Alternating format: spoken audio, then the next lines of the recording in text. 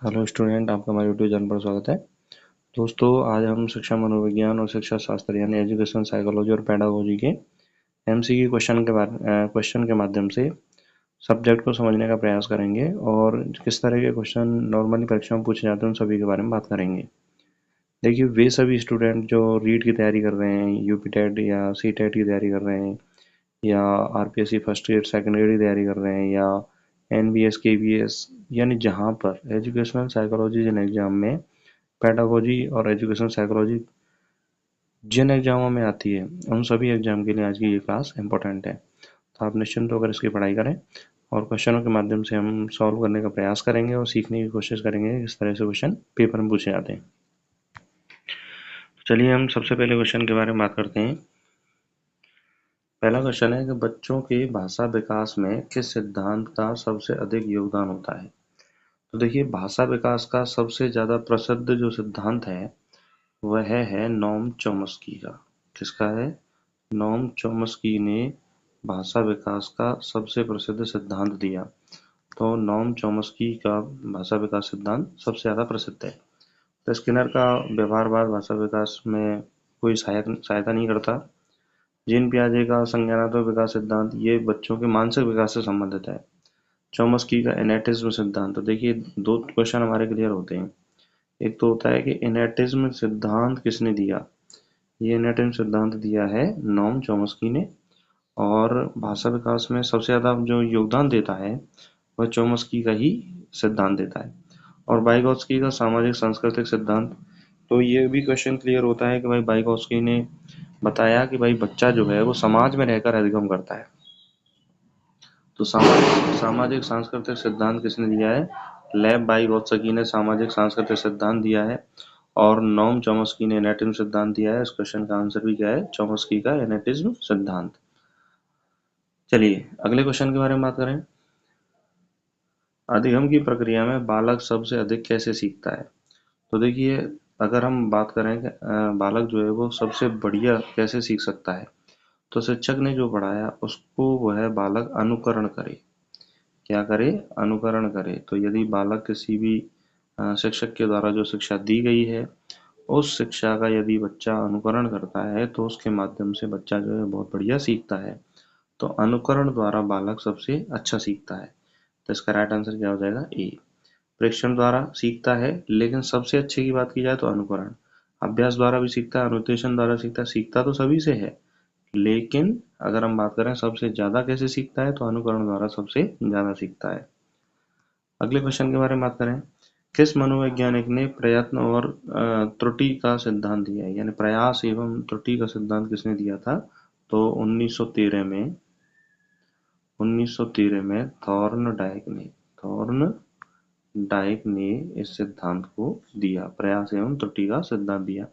और इन्होंने बताया कि जब व्यक्ति प्रयास करता है तो गलतियां भी होती हैं और उन गलतियों से सीखता है और आखिरकार वह किसी कार्य को परफेक्टली करना सीख जाता है। तो इसका राइट आंसर क्या हो जाएगा? बी।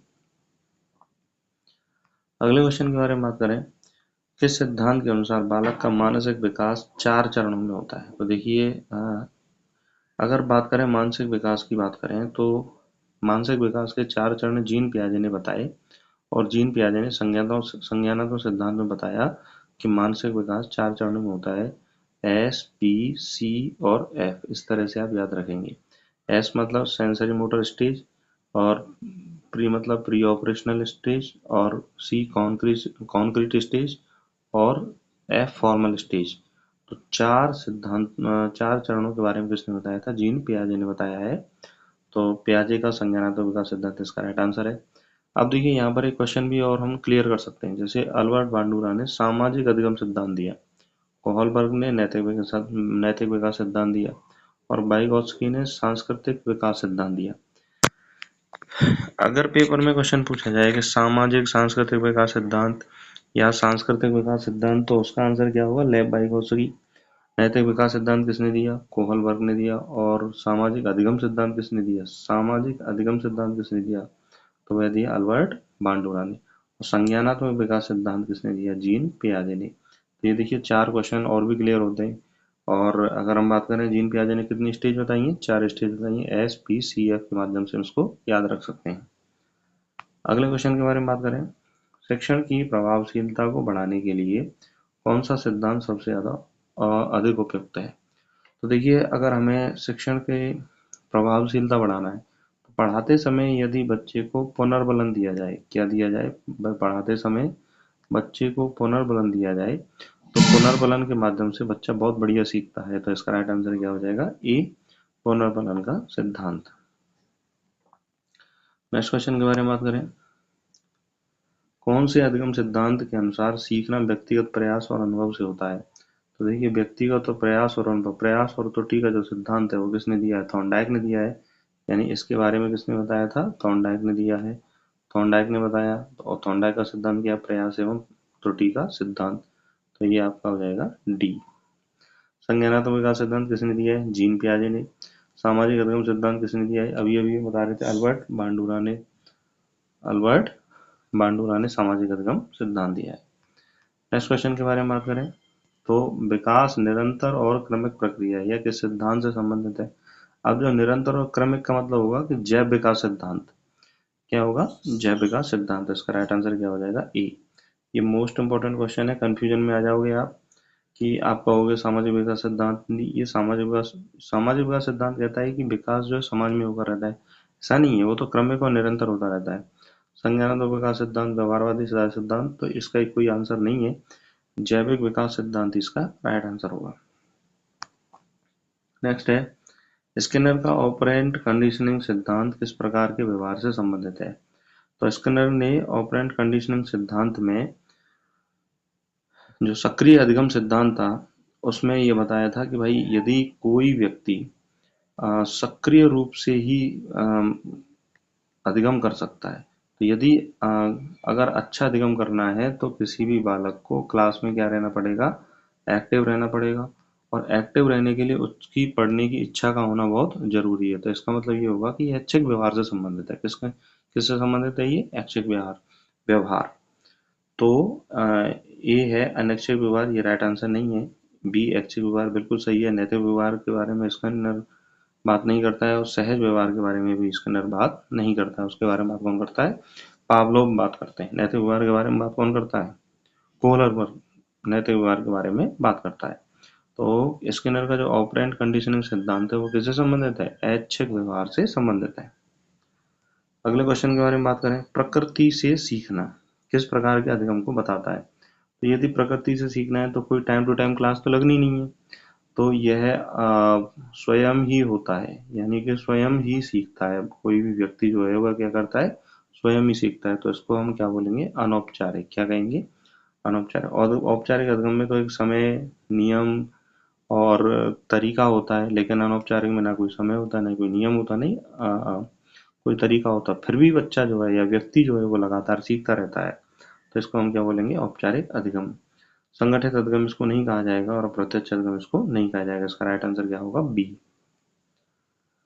अगले क्वेश्चन के बारे में बात करें, बालकों की मानसिक क्षमताओं का सर्वोत्तम विकास किस विधि से होता है? तो देखिए, यदि बच्चा जो है वो सबसे अच्छा यदि सीख सकता है तो वह खेल के माध्यम से सीख सकता है, क्योंकि वह खेल में रुचि रखता है, खेलने की उसकी प्रवृत्ति होती है। तो यदि खेल के माध्यम से बच्चे को सिखाया जाए तो वो बहुत बढ़िया सीख सकता है। तो निर्देश आधारित विधि बिल्कुल नहीं, बड़े बालकों के लिए उपयोगी होती है। प्रयोग आधारित विधि ये भी नहीं, भाई प्रयोग करना तो बड़ा वाला ही अच्छा सीख सकता है। खेल आधारित विधि इसका राइट आंसर होगा। और अनुकरण आधारित विधि, देखिए हमें मानसिक क्षमताओं का विकास करना है, बिल्कुल नो डाउट अनुकरण से बालक सीखता है, लेकिन खेल के माध्यम से बच्चों की मानसिक क्षमताओं का क्या होता है? विकास होता है। आगे हम बात करें, वाइगोत्स्की के अनुसार बच्चों का विकास मुख्यतः किस पर निर्भर करता है? तो वाइगोत्स्की ने सिद्धांत दिया था सामाजिक एवं सांस्कृतिक अधिगम सिद्धांत। तो इसका राइट आंसर क्या हो जाएगा? बी। यानी वाइगोत्स्की कहते हैं कि समाज में और संस्कृति के माध्यम से बच्चा जो है वह सीखता है। तो इसका राइट आंसर क्या हो जाएगा? बी। यानी व्यक्तिगत अनुभव की बात नहीं करते, आनुवंशिक कारकों की बात नहीं करते, और शिक्षकों के निर्देशन की बात नहीं करते। इसका राइट आंसर क्या होगा? बी। सांस्कृतिक एवं सामाजिक कारकों पर निर्भर करता है। अगले क्वेश्चन के बारे में बात करेंगे, प्रेरणा का सबसे प्रभावी स्रोत क्या है? देखिए, व्यक्ति यदि अंदर से किसी कार्य को करने के लिए इच्छा जाहिर करे तो उसे प्रेरणा कहेंगे। सबसे बढ़िया जो प्रेरणा होगी वह आंतरिक प्रेरणा होती है। तो बाहरी पुरस्कार प्रेरणा के लिए सही नहीं है। भीतरी रुचि प्रेरणा का सबसे प्रभावी स्रोत है, प्रतिस्पर्धा प्रेरणा का प्रभावी स्रोत नहीं है, और अनुशासन जो है वो प्रेरणा का प्रभावी स्रोत नहीं है। तो इसका राइट आंसर क्या हो जाएगा? बी, भीतरी रुचि। नेक्स्ट है, संज्ञानात्मक अधिगम में पुनर्रचना रिकंस्ट्रक्शन की अवधारणा किससे संबंधित है? तो संज्ञानात्मक अधिगम में पुनर्रचना रिकंस्ट्रक्शन की जो संभावना है, अवधारणा है, देखिए संज्ञानात्मक विकास सिद्धांत किसने दिया है? संज्ञानात्मक विकास सिद्धांत दिया है जीन पियाजे ने। किसने दिया है? जीन पियाजे ने। तो जीन पियाजे ने ही पुनर्रचना की जो अवधारणा है, कंसेप्ट दिया है। तो इसका राइट आंसर क्या हो जाएगा? ए। नेक्स्ट है, शिक्षण की प्रक्रिया में शिक्षक की क्या भूमिका है? इंपॉर्टेंट क्वेश्चन है, बहुत परीक्षा की दृष्टि से पूछा जा सकता है। देखिए शिक्षक नियंत्रक नहीं होता, निर्देशक नहीं होता, सहायक नहीं होता, मार्गदर्शक होता है। तो अच्छा शिक्षण वही है जिसमें शिक्षक जो है मार्गदर्शक की भूमिका अदा करता है। तो इसका राइट आंसर क्या हो जाएगा? डी। नेक्स्ट है, बालकों के नैतिक विकास का अध्ययन किस मनोवैज्ञानिक ने किया? तो अभी अभी हमने क्वेश्चन में देखा था, नैतिक विकास का सिद्धांत किसने दिया है? कोहलबर्ग ने। तो इसका राइट आंसर क्या हो जाएगा? सी। नेक्स्ट हम बात करें, अधिगम की प्रक्रिया में अनुकरण इमिटेशन का सबसे अधिक प्रभाव किस पर पड़ता है? तो अनुकरण द्वारा बच्चा जो है वो सबसे ज्यादा सामाजिक बातों को सीखता है, परिवार में रहता है, परिवार की चीजों को सीखता है, उसकी संस्कृति को सीखता है। तो संज्ञानात्मक विकास पर प्रभाव नहीं पड़ता, भावात्मक विकास पर नहीं पड़ता, सबसे ज्यादा सामाजिक विकास पर पड़ता है, नैतिक विकास पर नहीं पड़ता। तो अनुकरण के माध्यम से सबसे ज्यादा जो प्रभाव है वह किस पर पड़ता है? सामाजिक विकास पर। ये भी एक मोस्ट इंपोर्टेंट क्वेश्चन है, इसको आप याद रखना। नेक्स्ट है, प्रेरणा का आंतरिक स्रोत क्या है? देखिए प्रेरणा का आंतरिक स्रोत मैं अभी बता रहा था कि प्रेरणा का आंतरिक स्रोत है रुचि। यदि कोई व्यक्ति अंदर से कार्य करने के लिए प्रेरित हो तो उसे हम रुचि कहते हैं। इसका राइट आंसर क्या हो जाएगा? बी। अगले क्वेश्चन के बारे में बात करें, किस सिद्धांत के अनुसार बच्चों का विकास सामाजिक और सांस्कृतिक संपर्कों से होता है? तो सामाजिक और सांस्कृतिक संपर्कों का जो सिद्धांत है वो किसने दिया है? वाइगोत्स्की ने दिया है। तो इसका राइट आंसर हो जाएगा बी। नेक्स्ट क्वेश्चन के बारे में बात करते हैं, कोहलबर्ग के अनुसार नैतिक विकास का प्रारंभिक चरण किससे संबंधित होता है? तो कोहलबर्ग का जो नैतिक विकास का जो प्रारंभिक चरण शुरू होता है वह होता है,